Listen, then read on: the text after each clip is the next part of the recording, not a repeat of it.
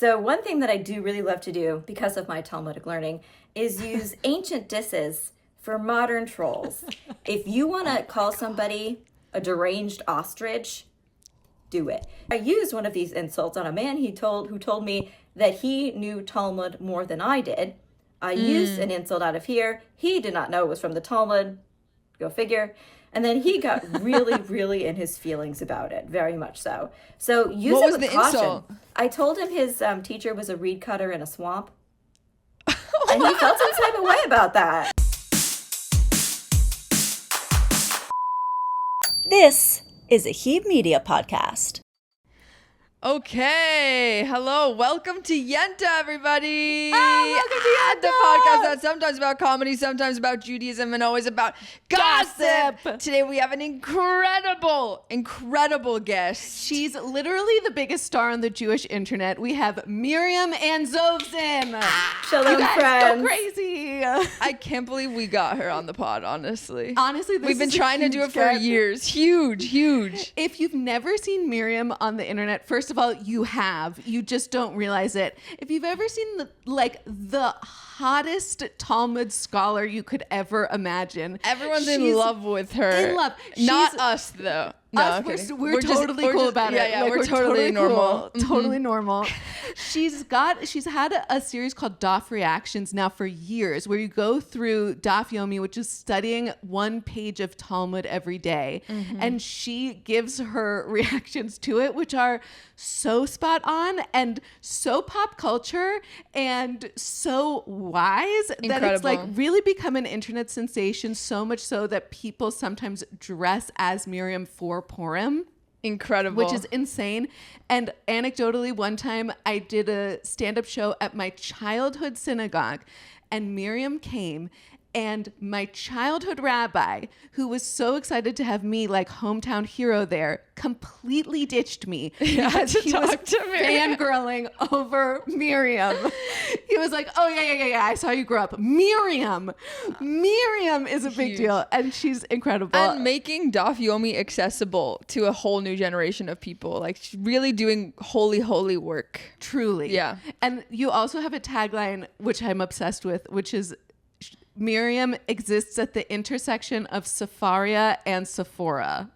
So good. And Which in is some so places, in people's minds where I live, rent-free. Those are the places Yes. Yes. And for those of you who don't know, Sepharia is an online resource where they've just compiled every like Jewish text that you can get online. Yes. And it's fantastic. And for those who don't know, in the other direction, Sephora is a place where you can buy very expensive makeup and skincare products. Yes. So these are my two main interests in life, and they go along so very well. And Antonia, I want to just bring up that when you came to visit and I attended your amazing talk / singing experience, don't forget to mention that I did make everybody give you a standing ovation. Yes. I forced everybody else by standing, clapping, turning around, and glaring at everybody until they did it too. I have to bring you to my shows, Miriam. Just by sheer glaring. And everyone was like, the most charismatic person in this audience is standing and clapping. So I guess I have to as well. Honestly, yeah, Miriam, you're the world's best audience member. And you're also just amazing. Like, we met each other on TikTok because we're both doing Jew TikTok stuff. Yeah, but yours is And- the fucking funniest shit I've ever seen in my goddamn life. And I laughed so hard, I nearly passed out.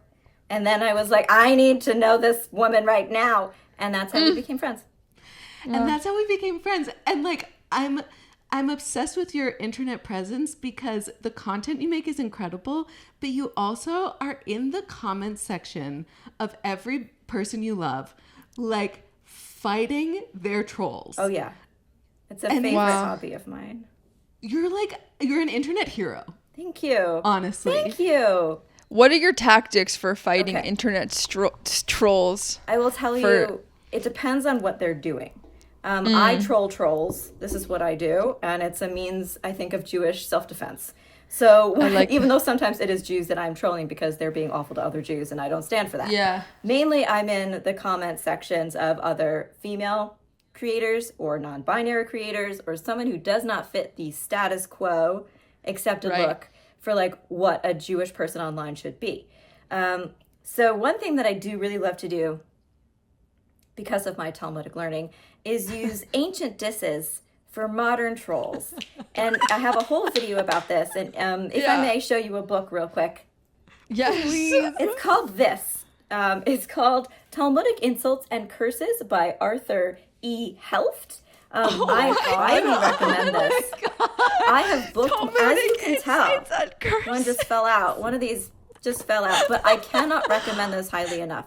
If you want to call somebody a deranged ostrich, do it. The only true death threat that I have received, like legitimate one where I was like, oh fuck, I'm gonna die, came after I used one of these insults on a man who told me that he knew Talmud more than I did.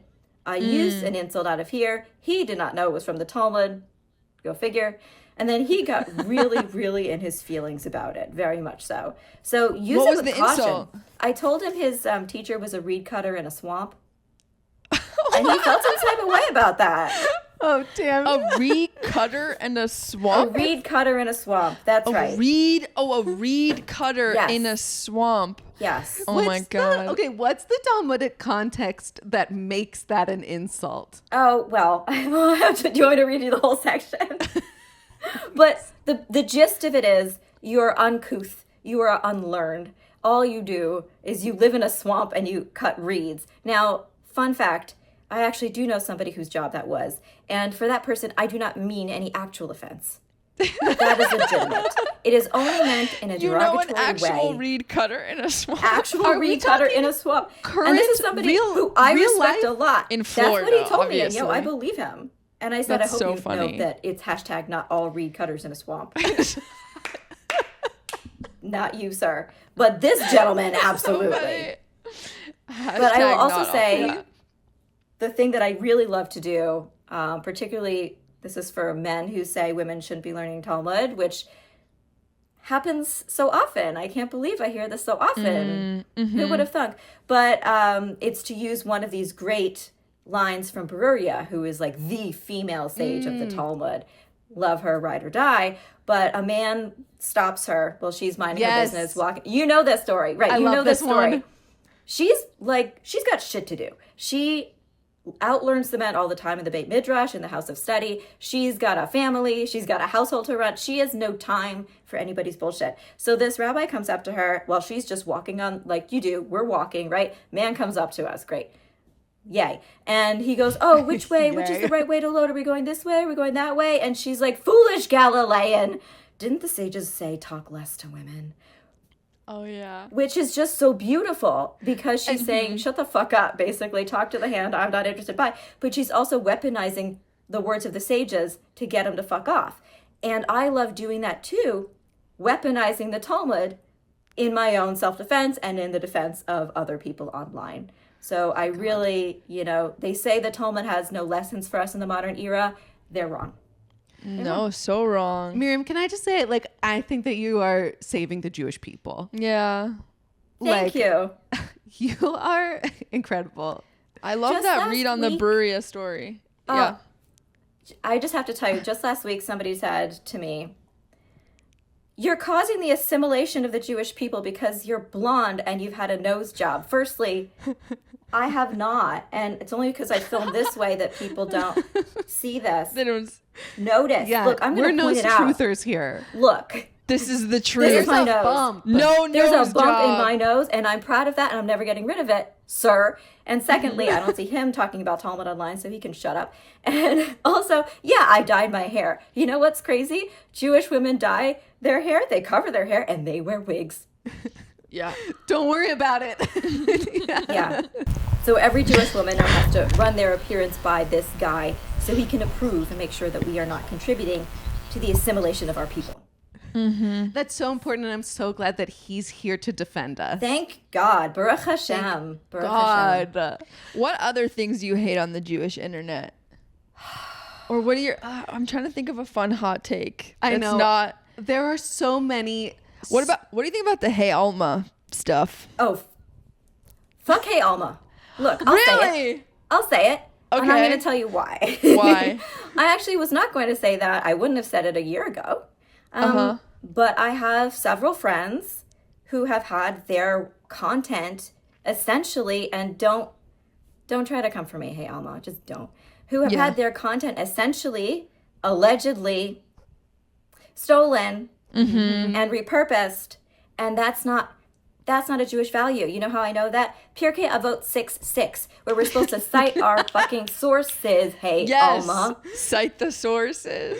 Exactly. I don't respect when somebody takes an idea that belongs to others, or they're coming up with something in a fun Jewish way. They want to talk about Jewish ideas, and that is stolen. The way that our learning and our heritage of learning works is attribution. That's why you see this all the time in the Talmud. So-and-so who was a student of so-and-so heard it from so-and-so, this teaching. And you have to give the attribution to the original person you heard it from, so you can trace back where, because this was prior to them writing it down. So you have to like actually pay attention to who's saying what to verify this. And you have to give credit. And if you don't, sometimes the sages will, look at you with such a glance as to reduce you to a pile of bones. I'm not saying that really happened, but I'm saying that I would love that ability myself. But Alma should be worried about turning into a pile of bones. I'm just saying that people who don't steal or, don't appropriate other people's content, I respect those people. Okay, I just want to jump in to say to camera that we love Hey Alma. Yes. And if they ever want to sponsor us or collaborate with us, we love you. We support everything you do. Yes, please feature us again. Feature us. And thank you for featuring us Thank in you the for past. featuring us in the past. We love you. We support you. And also, as someone that we dearly love, we are humbly asking you, Calling you in, yes, asking you to do a better job at citing your sources, because I do think that that's a very fair constructive criticism. And also, okay, and so now back to the discussion. I feel like this is a general problem on the internet that's true. People and it's meme culture, which is that you just copy see someone. I mean, it's doing like something, trending people stuff. do it. I've seen people completely like shot for shot reenact someone else's video and not make any mention that this is not their original joke to begin with. And I see that all the time. And that's a problem in general. Oh, yeah. And I'm sure their social media manager is just doing that because everyone does it. And also they could hold themselves to a higher standard and just put an attribution. Right. And I will say, I too, at the beginning of when I started doing Daf reactions, when most people were like, who the fuck is this bitch? And why the fuck is she talking about Talmud? Except they didn't swear. So that was one of the problems they had with me. But Hey Alma, well, they wrote actually a really lovely article about me. So I don't want to say that everything they've done is trash by no means. We have nuance. Exactly. We're Jews. And it's both and. It's both and. Live and in the contradictions. When they decide to throw lots of money at you, sure, then they will know that they're doing that to someone who loves and supports them. All I'm saying is that in some ways I have to stand in solidarity with the creators to whom this has happened. Yes. Because I believe them. And I want to be on the right side of history in terms of supporting creative people who are trying to be creative in unique ways, which the internet loves, as you guys are so right to point out. Theft happens all the time. I will admit it's less easy to steal Talmud reaction videos. Amazing. And make them your own, because have people tried to steal it? There is one person who is consistently trying to impersonate me on TikTok. They've created now like 5 separate accounts, and each time I've got them taken down. And they try to run scams on people. Slide into their DMs pretending to be me. That. Yeah. Friends. Yeah. That's crazy. I am never going to be the one actually sliding into your DMs that way, because I prefer to have all the conversations in the actual comment section, unless there's something private I need to discuss, which is rare. But this person has been reaching out to them and trying to run scams on my followers. So just if anybody, this is happening on TikTok, if anybody encounters this person who isn't the one account that I have on TikTok, please note that person is a snake. Snake. A snake in the basket, also from the Talmud. Okay, I have a question. What's Yes. your favorite and least favorite thing about the Talmud? Well, least favorite, obviously, is the misogyny and the sexism. Good, easy. That's an easy one. Yeah, easy yeah, peasy, right? The favorite thing, okay, there's several favorite things. That's why I'm so into it, because the favorite things outnumber the things to me. One is I actually really enjoy learning about the sages of the Talmud, the rabbis, as individual human beings with failings, with flaws, who are incredibly nuanced people who are both incredibly wise and also sometimes kind of dumb. And like, it really depends on the topic. Yeah. Sometimes they're brilliant and sometimes they really give medical advice that no one should listen to. Like, I pray to God, don't listen to it. But it's of their time, you know? I get that.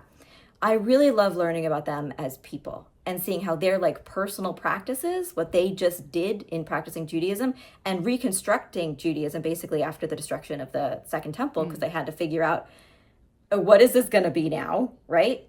Judaism as it was went bye-bye, and they had to resuscitate something that we now carry to this day. And so when I learn about what they did to make Shabbat special, and these are things that we do now, that's really cool. Like what kind of That's really things? cool. Lecha Dodi. Oh, we yeah. find it in Tractate Shabbat. Is like, okay, this is how you get ready. This is what you do. This is a personal practice that became an actual thing that we now think of as normative across the board, right? Because they did it first. And each of the sages is listed as being, you know, doing a different thing to get ready for Shabbat. One guy would cut the kindling for, right? One guy would make the wicks for the lights, because Shabbat candles doesn't come from the Torah. It comes from the Talmud. Fun fact.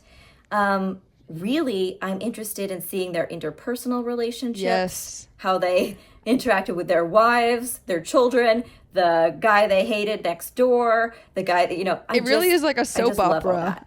It is a soap opera, it's and a like Talmudic it soap fucking opera. slaps. Yeah. And that's what I think people don't understand when they're like, the Talmud is a book of laws. No, it's not. It's not a book of laws. It's really not. It's a book of gossip. hypotheticals, and some of those hypotheticals are hilarious and amazing. But it feels And- like it's a book of hypotheticals that became laws. Yeah.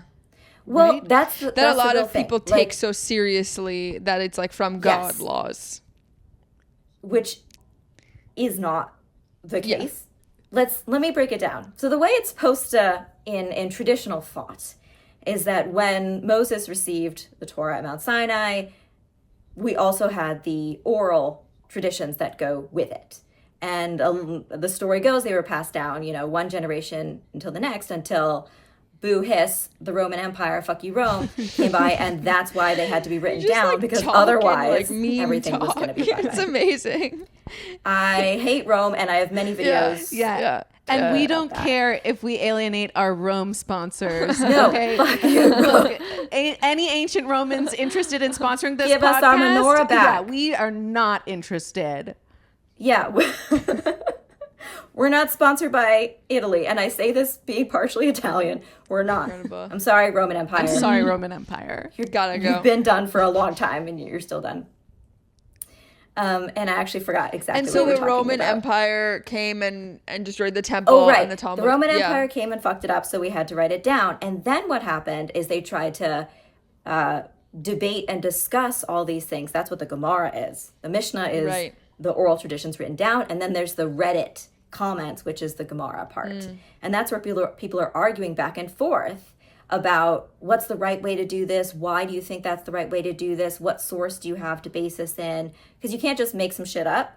You have to go to the Torah, the Tanakh, and figure out, oh, well, this verse indicates XYZ, and then you have to argue and figure out what's the way we're going to do it. And do they agree? No. And that's kind of the beauty of it, is it shows that this incredible diversity of Jewish thought, which one would not necessarily believe if from the outside, having never studied Talmud, you know, you hear people say, this is what Jews did until the Reform movement.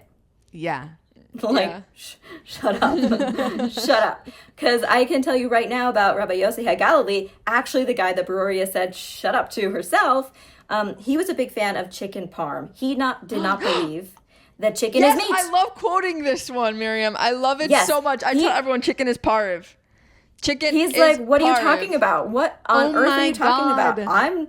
Right. So we only know this. It's a record of these discussions and debates. Yeah. What later became solidified as halacha has roots in those discussions and debates, but it's really about figuring out how to figure out the law, as opposed to ascertaining what halacha, Jewish law, was then and is now. It's sort of like the pathway continued, but a lot of the actual Talmud itself had to be like sort of stopped at a certain point. It became calcified at a certain point. Nothing else got Yeah. in.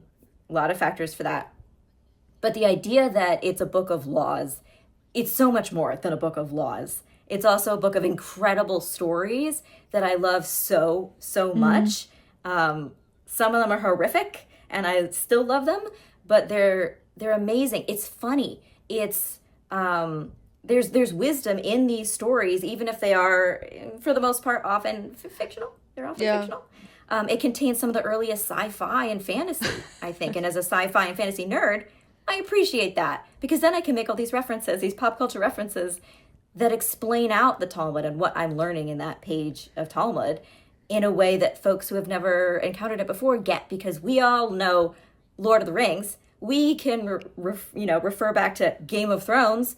That's within our wheelhouse of knowledge, even if Talmud might not be yet. And honestly, like your point that understanding the context of the Talmud, hearing that there was a rabbi who thought that chicken was parv, is so powerful in like empowering a Jew to feel good about the way that they are living their Jewish life, because like so many of us, like me, who like didn't grow up with a really rich Jewish education, everything is sort of a mix of like, well, I do it just because we do this, or like, I'm not doing this because look, I'm just like not gonna put this burden on my life, and like not understanding the context that this all is coming from is like a real disability in feeling good about your Jewishness. And also my pitch is that I just feel like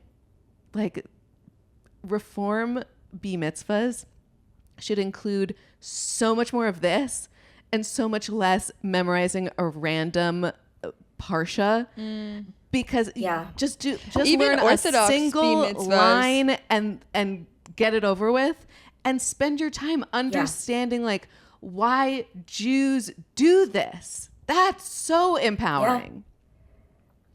I think it's very, very vital that Jews understand texts like the Talmud, because it gives them power. Knowledge is power. Especially the other day we were learning a couple of pages in the sugya, in this larger discussion, about wearing tzitzit, the fringes, and tefillin, hot Jewish bondage. I know you guys have talked about this recently. In fact, on the same day that you released that episode, I think, is when that page of Talmud happened. But the whole thing about, there was this rabbi who actually went and attached the fringes to his wife's garment. Oh. And here we are, like centuries down the line, and we're hearing this bullshit being like, no, women can't, they're not allowed to. And I'm like, oh, really? Because I just saw in the Talmud that this man attached them personally, carefully, lovingly to the garment of his wife. So if people don't know these stories, they're just going to believe whatever that they're told by a man, typically a man, who has the authority signifiers of beard and hat. And then we're just having all of our information fed to us by a person who has an agenda. I have an agenda too. It's just a different agenda. And I think that the more we know, the more empowered we are. And I certainly feel way more empowered as a secular woman learning Talmud now than I was when I was raised Orthodox, when I didn't even read from the Torah at my bat mitzvah because I was Orthodox. In fact, I have never read from the Torah. Is it something you want to do? This is a really good question. I don't know. And in some ways, I feel it might be, I mean, yes, part of me wants to do that very much. And then part of me is like, I'm not a Torah person. I'm a Talmud Yes. You're like, I'm too I know good that for might Torah. sound ridiculous, but that's the real like Jewish identity I Yeah. carry now after, breaking with Orthodoxy in my early 20s and then only finding a way back to like a Jewish identity I actually liked when I began doing Daf Yomi, Yeah. which is kind of bananas to contemplate.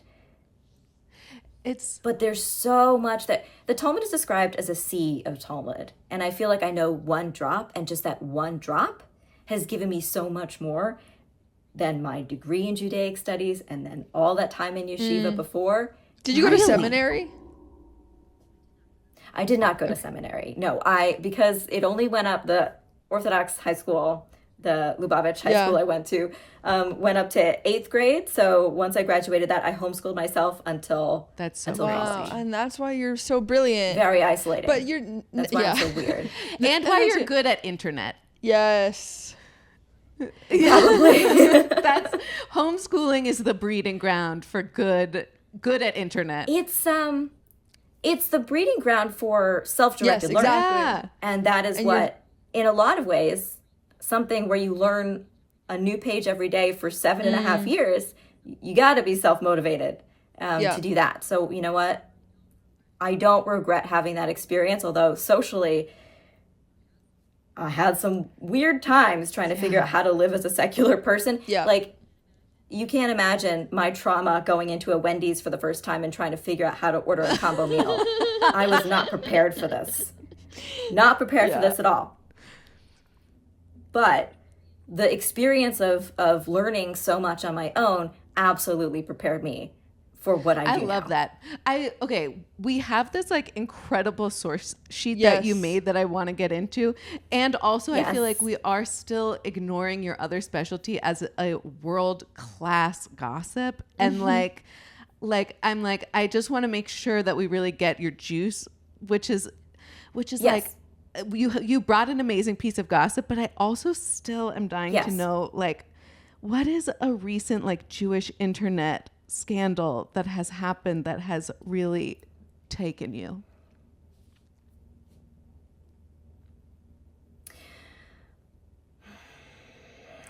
People might be mad at me. I don't think I care. No, I was just checking. I don't live in New York. Funnily enough, Jews do not all live in New York. Yeah. You know, I think I we're know, the only but 3 apparently Jews not that don't everyone live does. in New York. I know, right? Everyone else. But there's a particular very popular Jewish influencer. I'm gonna do some Lashon Hara.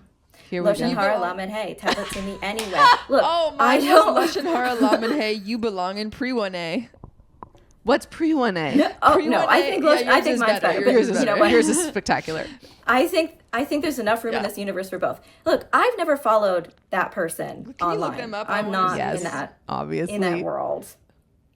But what I saw them posting, okay, this is a controversial thing, but I believe that some people post about Israel just because they live here in America and they feel like they can be an advocate for stuff, except actually sometimes their advocacy hurts the people they're attempting to This advocate for. person. I don't respect people who, in her case, spoke over families of the hostages.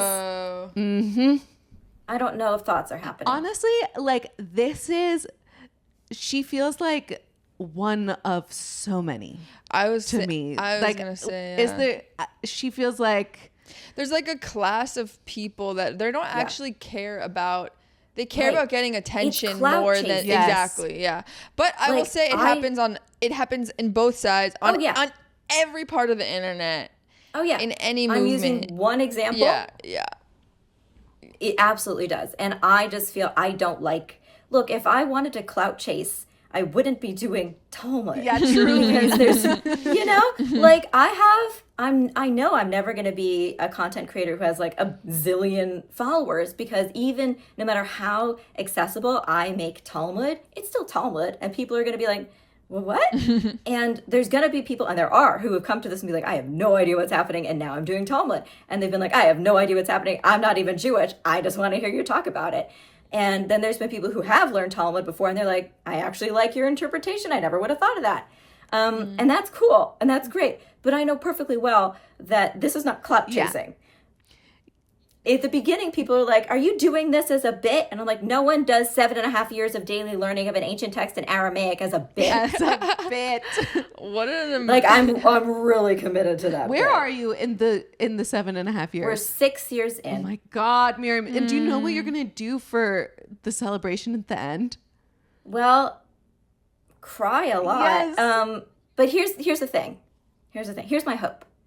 I didn't begin recording videos. I didn't start making videos until 2 years after I'd begun learning Talmud. The new cycle where kind of everyone begins the same day was January 5th, 2020. And then, I was learning, but I didn't start filming until December of 2021 because the pandemic was happening. Everybody was filming stuff. That's how we connected with each other, through trying to do this online and create interesting content and appreciate other people's interesting content. And that's how we build community. And that's why at the time, TikTok was such a great place to do this. And none of this would have happened to me if I did it on Instagram, right? Yes. TikTok and Talmud sound great together in headlines too. So that's why a lot of this really blew up. But so you're missing those 2 years? Right. Are you gonna? So I have gone back and done a few of them, but if I can, what I would like to do is guide people through, because people have told me, I'm going to start doing it in the new cycle because of you. I want to be there as their slightly younger Gandalf. Yeah. Yes. To help them on this journey, on this quest. And also the truth is that there's stuff from those 2 years that I don't recall that well, because part of the reason I do the videos is to help me retain what I'm learning. Some people write poems about it. Some people do art about what they're learning. But for me, it's talking to my phone, telling myself back what it is. And that's how I've been remembering. So I really want to review and go back over those 2 years. And doing full some of the best stuff happens then. Makeup looks. Full fucking beat. Do I regret that? You really, What you is really that? dug yourself into a hole. I did. She's got Okay, a here's full what face of happened. makeup in every video, and now that's the standard you have to Except- live up to. Yes. every day. Yes. But you must Yes, because pre-batch recordings No. every day. Every day, it has to be that Wow. day. Because I don't know what's going to happen until I learn that day. Uh-huh. So every video has to be done within the 24 hours that we're learning that daf. So I will start at 7:30, 8 in the morning, and I won't actually be done and posted with everything until 5. And then after that, I post, and then I will reply to people on every single platform that I post on. And it's So is this your it's very full-time intense. gig? Yeah. That's awesome. You made a It career is. out of wow. It's, for you. It's such a blessing, and I am so very lucky. I am so very lucky to have a community of people who are learning with me as I do this, and they're very supportive. To have been able to get artists, art fellowships Yeah. and grants, Yeah. because people find value in this work. When I really thought 5 people tops would ever see it, who were all millennial feminists like me, being the fuck Yes. are we Yeah. learning here? But it was more applicable to a wider audience than I thought it would be. And some of the most fun I have is when I go and I do workshops and as a scholar in residence, although I keep telling them to use nerd in residence, but that hasn't caught on. Sells itself. But I feel like it's accurate. But the fun thing is when people come up to me and they said, I've been following you for years, not in a stalkery way. I've been following you for years, and you've inspired me to take up learning. And this is truly, what because I do now. truly, I do want to join you for the next full Me cycle. too. Me too. Legitimately. In 2 years. It begins with such great shit. The first couple pages, bangers. I feel like I didn't appreciate at the time how much fun it was, because we've got so many demon related Yes. Oh, questions. here we go. Lots of Oh. demon. I love it so much. I was gonna say the other thing I love, other than learning about their personalities and their lives, is learning about all the demon stuff. Absolutely. What is love it what to death. What terror was wrought by a demon today? Is it your plantar fasciitis? Is it your Right. your Is sore did your knees? pants fray? Exactly. There's one demon that particularly hangs out in cups you have on your nightstand that are full of water that it's kind of stale. Yeah. And I have a problem, this is just a fun fact about me, where I have like 5 to 10 cups. Sure, a cup And so goblin. I know that demon Yes. lives with me now. Absolutely.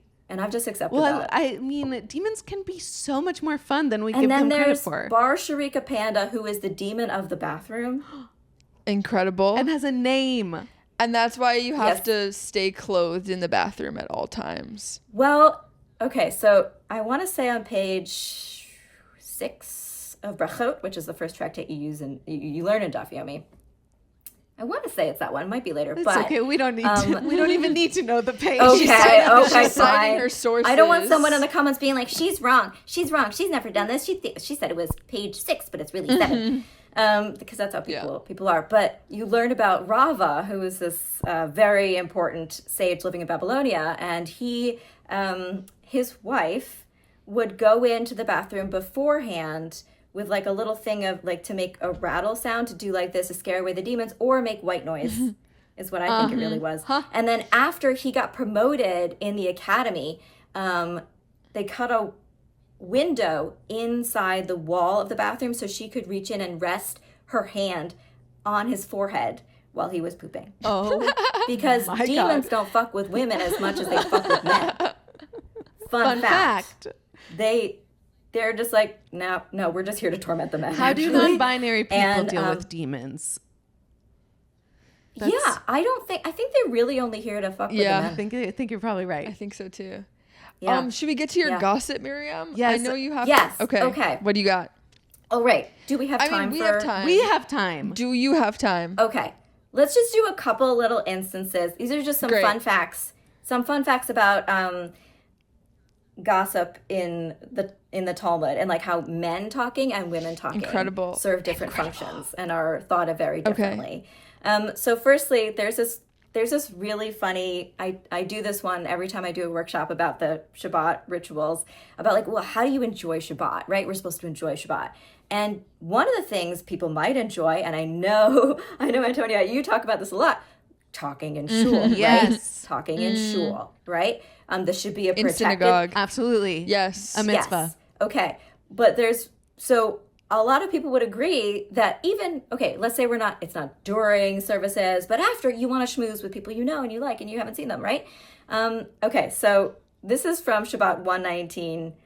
Okay, I know no one cares but me, but it's just I in case care, anyone's I listening who care. wants to know the DAF number. And okay? we're gonna listen to. So We're gonna this guy put the that source Rav sheet. Sheshet, who I love, he once traumatized the angel of death so bad, the angel of death backed off and said, "I'm so sorry," and came back later at a more appropriate time. He's great.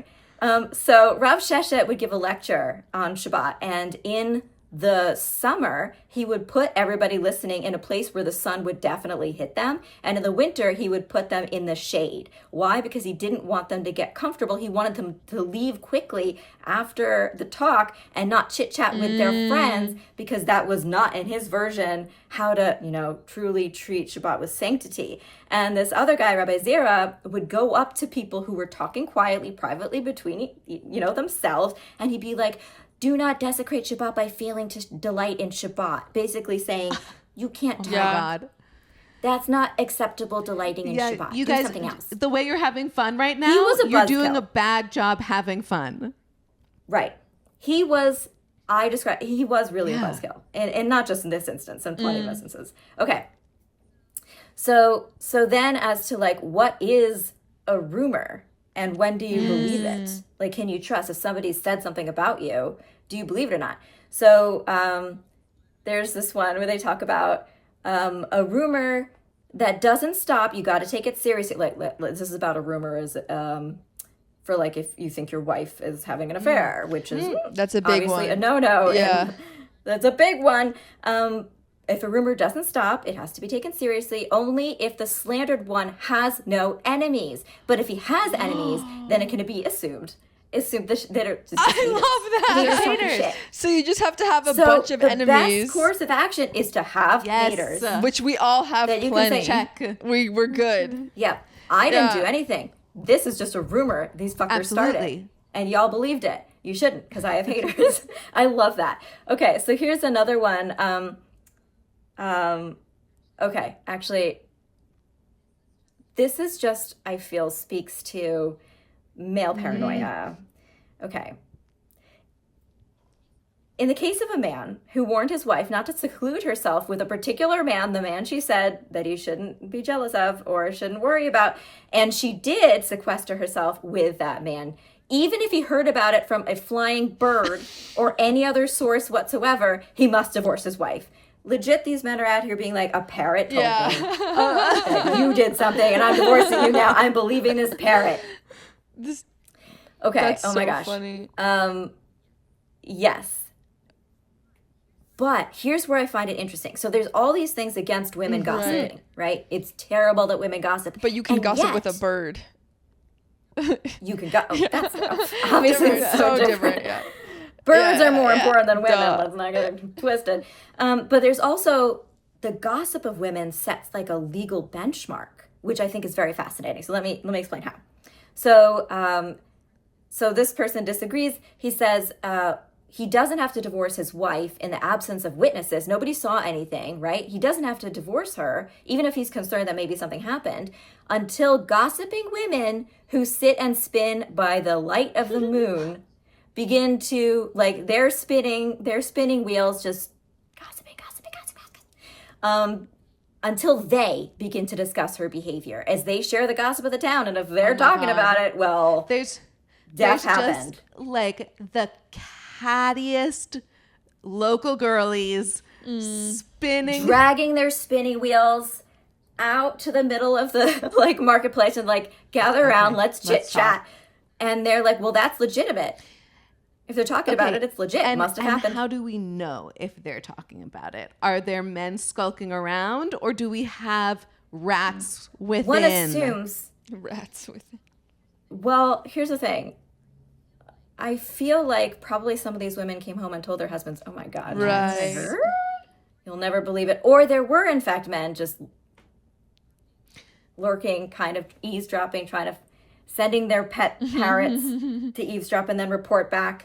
But I like. But so the assumption is. I like that. Right. That the assumption is, but these ladies, like, they've got good sources. Right. Gossip is bad, but hey, if they're must be gossiping, right. it's true. It's like the way people talk about TMZ, where, like, honestly, like, yes, they're muckrakers, but like they have surprisingly good sources. It's like where there's smoke, maybe there's fire. Look. Yeah. Wow. So then, but here's another instance of where if women didn't gossip, society would crumble. Okay, so this one is talking about like when you serve somebody legally and they need to appear in court. So Ravina says, we may give a defendant a particular time to appear in court by informing him of the trial by word of mouth from a woman or by his neighbors, as they're trusted to notify the defendant of the court's summons. Okay, women are not always allowed to testify. Aren't they never allowed to But testify? are they allowed to be process servers through gossip? Yes. Interesting. Like, they're counting on the gossip. Women should not But gossip. we need but you we need to you do to it. gossip. Otherwise, you're not going to know that you have to go to court tomorrow because you got a parking This ticket. is so complicated. Also, Right? It's do you just have so any sources on interesting. like what is lashon hara, which like could be translated to gossip, but is Right. It's not not actually. actually gossip? So there's different forms of gossip, and it's kind of complex to break it down right now. But Just clarify once and for all that this some of it is, podcast like, is things that not could gossip. be- It's not lashon hara. Exactly. Yeah, because we get that they're like, you want us to do lashon hara? No, No, that's not what we're We asking. want you to gossip. That's Gossip. completely There's Totally like different. evil different. speech, but then there's stuff that's true, but you really shouldn't say it because it's true. Although I mean, who might it judge? Like sometimes, well, okay, I actually have a quote here that might later on explain a little bit about why gossip is so important in this Talmudic context. But I think there's different forms of evil speech, like slander and defamation. Those are different than just slyly talking shit about somebody. So there's like different levels. Hold on. My computer just don't do anything. Keep recording. We're Thank not you. moving. Okay. There's just different Right. layers and levels to what what counts as Lashon evil hara, translating speech. literally And it to can't evil be- speech. Yeah. Right, Yeah. Lashon hara. Yeah. Right, ra is bad, and like the Yetzer hara is the evil, quote unquote, instinct within each of us. Or maybe more accurately translated as the selfish one, but yeah, hara, ra is evil. Okay, so there's a very funny little story here. It's not really a story, just an observation that I think is true for the present era, and I think this is a great example of how a lot has changed since then, and also nothing at all. Nothing at all has changed. Okay, so they're talking about a marriage situation, and like how is she's grown up, and she's grown and she plaits hair, i.e. this man has a daughter or maidservant who's a hairdresser. Why would a potential bride view that as a drawback to not marrying into that family? Because she can say, I'm not going to live in a house with a hairdresser, because she's going to take words she hears from me and will pass them around to everybody who comes into the salon. Wow. And my hairstylist, Nina, I love you. I know, I don't think you'll ever see this, but I love you.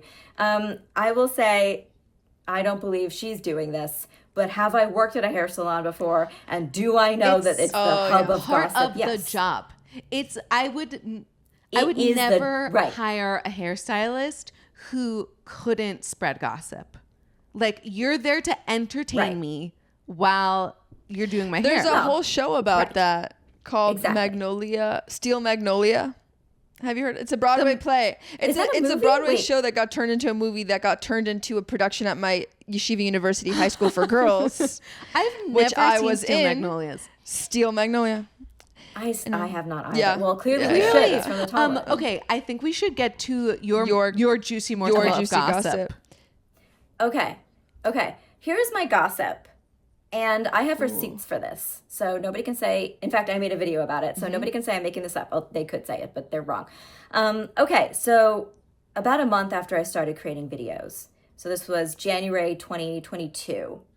Not a lot of people had seen them yet. I really had only been doing it for a month. But somebody from the Forward wrote an article, which was really lovely, and I really am grateful to them for eternity. But somebody saw that article and decided to slide into my DMs. And that person was Brett Ratner. That's so Director, producer, crazy. pervert. Yeah. Notable canceled Me Too pervert. canceled pervert. What has Brett he made? fucking Ratner. Yeah, what has he made? Yeah. He like directed or like produced, I want to say, some of the Rush Hour movies That and like tracks. Tower Heist. Yeah, and yeah. like Rush Hour. not that I paid that much attention What, to the his director career. of Rush Hour was a Movies. pervert? That's crazy. He did some X-Men. Okay. It's Oh yeah, like yeah, and he harassed women on that. Okay. I'm pretty sure. yeah, And he's Jewish. and got Well, let's deeply not say that. Oh, sorry. profoundly canceled. Okay, so what did he not say to canceled you? hard enough. Yeah. Yeah, no, he is Jewish, which is why he slid into my Right, DMs right. after reading that in a Jewish newspaper. Right. Unfortunately, Oh my God.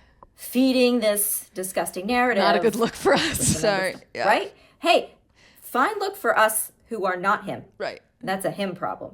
I refuse to take on any of his bullshit. I think so. that's I, wise. of course, did not. I was like, oh no, I'm not. Oh, And what did no. he say? Oh, he just said something like, I don't remember exactly what he said the first time. Just like something about me being beautiful or like whatever. Oh, and he's I sliding didn't into respond. like flirt. Yeah. Oh yeah, I yeah. This thought wasn't like, he hey, was I'd love to work on sliding a project into, together, like, or hey, shit on- I'm studying yeah. Talmud. I'd love to study Talmud with you. Right. Which No. many people have tried to slide into my DMs like that, and I'm like, do you really? Is that really, Yeah. Is that why? Is that really what But we're anyway, doing here? Right. So a year goes by, and then in January 2022, January 20. Sorry, let me retract that. And in January 2023, the same thing happens. Wow. He does it again. He does it again. And this time, I was like, you know what? What the fuck? So I made a video and I posted it where I showed the screenshot of what he had sent to me, which he hadn't said. It was the same basic thing. He was just like trying to flirt his way into my DMs. And I was like, ugh. And I think what I did actually in the video, if I'm remembering right, is I used one of the anti-demon incantations to get him to go away love by that. means of I blocked him in the end. But it was just like a funny way to show a Spectacular. fun Don't get you rid know of your in the demon Torah it says incantation. not to listen to women?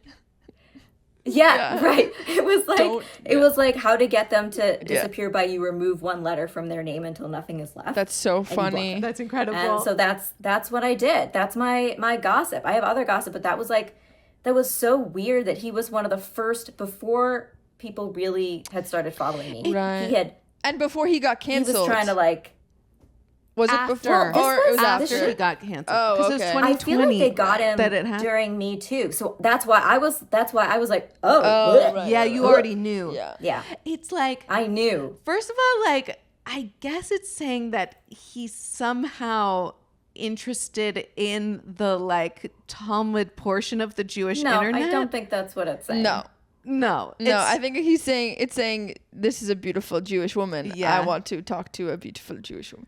I don't Right, know. and no, but just to say that you came across Don't this want- algorithm. No, he saw it in the forward. No, he found me. He found Oh. me because he read that article. because of the forward. Okay, now I understand. Yes, Okay, yeah, yes, he's not interested yes. in Talmud. And then he thought about you For a year. 2 years That's- later, 3 years later. And I'm like, the second year. So it was 2 years consecutively. And I wonder, well, I don't know if you saw the video where I was like, get the fuck away from me. But I also did block him. So he didn't have a third opportunity. This is Ugh. Anyway, that's my fun gossip. That is fun. that is fun. I mean, Anyone else And I'm fun like, I slide know into all your about DMs? you. I've read everything about you. What? Anyone else fun slide into your DMs?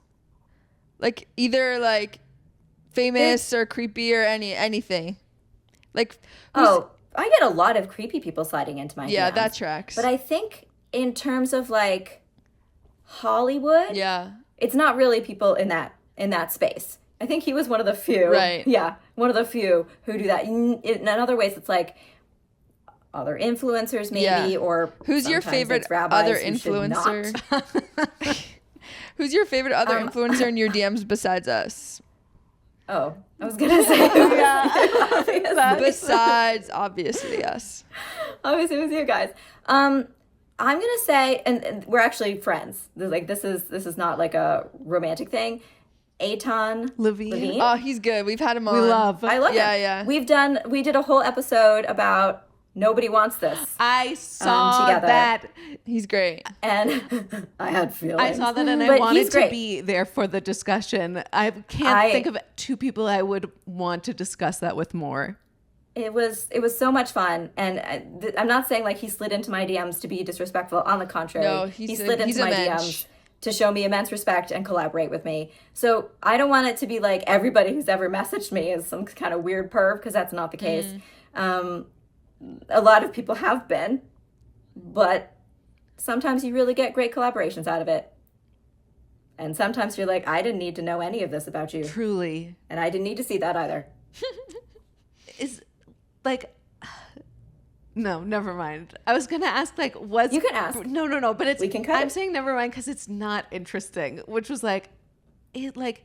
I wonder how Brett Ratner like tries to pick people up in his DMs. Like, what is he? He saying? might be married now. I don't know. I'm sure. Yeah. I kind of don't want to. I'm sure, and I'm sure he's still DMing people. Yeah. What Allegedly. Allegedly, though you have proof. what's this is so random, but like what's a Jewish halachic thing that like a bunch of Orthodox people do that you're like, this is wrong, or this is like stupid, besides the chicken being parv? Like I know you said that It's one another already. chicken related Yeah. thing. Yeah. Okay. So this is not halacha. It is a custom though. Kaparot with a chicken. I Yeah, know we're talking yeah. about chicken. Let's just focus on chickens. Yeah. Okay. So there's this practice that's not halachic. It's not the law. It's some sort of weird, gross ritual that some people do, but they really should stop. Yeah. Okay, they really should stop. Where before Yom Kippur, you're supposed to atone for things, right? And they're like, let me just give my sins to this chicken. And then that's not... And then wave it you're not around their supposed to be doing head, that. and then And then you do like this thing where you rotate the chicken around your head, and the chicken is like, what the fuck? And then I think you should atone for that. And then usually the chicken does not make does not have a long lifespan because Yeah. now theoretically one is supposed to feed the chicken to people, or like one should.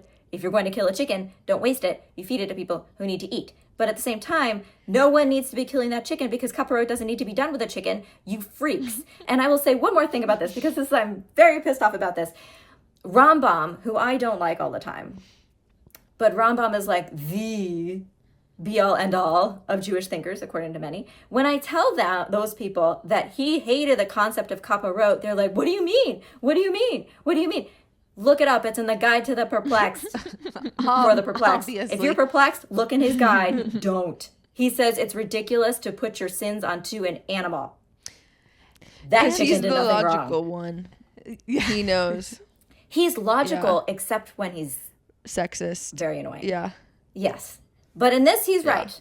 On this, I'm right with him. And also, like, you're putting your sins into this chicken and then you feed it to someone else. Like, that seems crazy.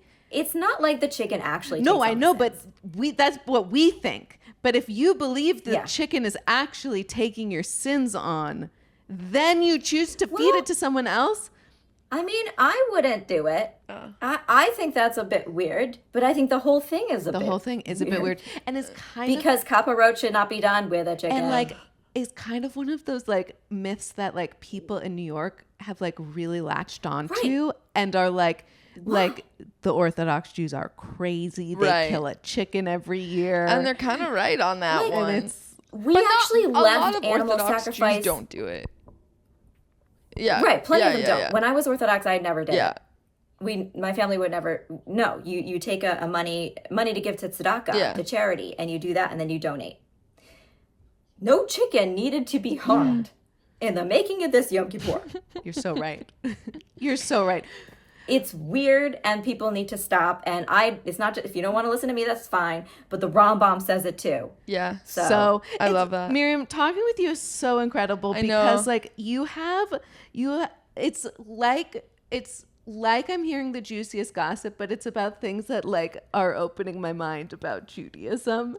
And I'm like always kind of gobsmacked when I talk to you. And you're kind of like a Jewish encyclopedia. You're like Jewish ChatGPT. Like you just like Truly. bring in a source and all of it. It's I love it. amazing. Well, I am you. grateful that you think that. I don't feel like I actually know a lot, Oh but my gosh. I'm That's trying to wild. learn more course every day not, so I can more because accurately be snarky. Every Jew people. feels like, oh, I don't know anything. Even super nerds like you.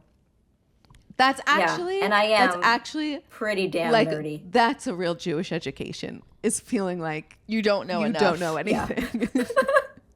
I don't know a damn thing. Yeah, even though I spent 6 years learning this every single day. Yeah, truly. Well, I think it's time for us to wrap up, Miriam. Miriam, thank you so much. You are. I This feel like has been I have like a trillion just a more joy. questions to ask you, but we just don't have I time. would be delighted to come back I would anytime be honored. and gossip with Yeah. you guys. Thank you so Amazing. much. Where can the people find you? What do you want to plug? The people can find me. I am Miriam Anzovin. You can find me on TikTok, Instagram, YouTube, Blue Sky, Threads, Mastodon, and on Safaria, where I post Source sheets. not only the videos, but all the text that go along with it. So you can tell that I'm not actually making up anything. It really says that. God, love you're that. so good. That's incredible. And so thank you to all the Yenta listeners who made it to the end of the episode. We love you so much. If you made it here, you love us. Just go to our Patreon, patreon.com/Yenta. It's where we post behind the scenes, gossip that's too juicy to share on the real pod, and our matchmaking series where you can apply to be matchmade with Our other Yenta matchmaking. listeners. Do you know about this, Miriam? I only heard a little bit about it, and we could talk more about this further. This I 'cause really am want to gossip intrigued. with you on. I feel like Which I feel like that's I want to ask you all your questions about your life. We gossip about the Gemara, but I think we should do Okay, another I know we have episode. so much material. Okay. You're You're the okay, best. So you're the best. Yenta listeners, you're the Thank best. you so much. We love you. Shabbat shalom. Bye. Happy Daf Yomi.